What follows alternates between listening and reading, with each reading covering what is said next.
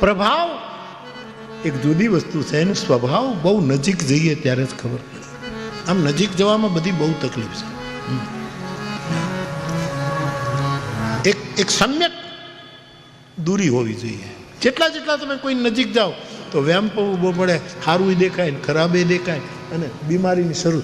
એટલે મજા છે દૂર રહેવાનું. અમારા ત્રાપજકર દાદા લખી ગયા, સમીપ સંતાપ છે જાજા, મજા છે દૂર. એક પ્રમાણિક ડિસ્ટન્સ.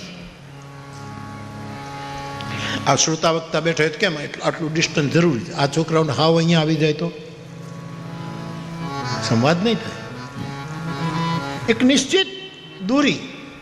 અભેદ નથી, આ અભેદને સમજવા માટેનું ભૂમિકા છે, એ જરૂરી છે. બજે જ્યાં બીન મીઠું ત્યાં હરણ તું દોડી ના જાજે, અને વિધાવું બાણ ના કરતા મજા છે દૂર. ઉગે આકાશમાં ભાનું કમળનું મુખડું મલકે, પણ રવિને ભેટવા કરતા મજા છે દૂર રહેવામાં. તજીને ગોપીઓ ઘેલી વસ્યા શ્રી કૃષ્ણ દ્વારિકા, પ્રભુએ જાણીને જોયું કે હવે મજા છે દૂર. પ્રાપ્ત કરો દાદાની કવિતા.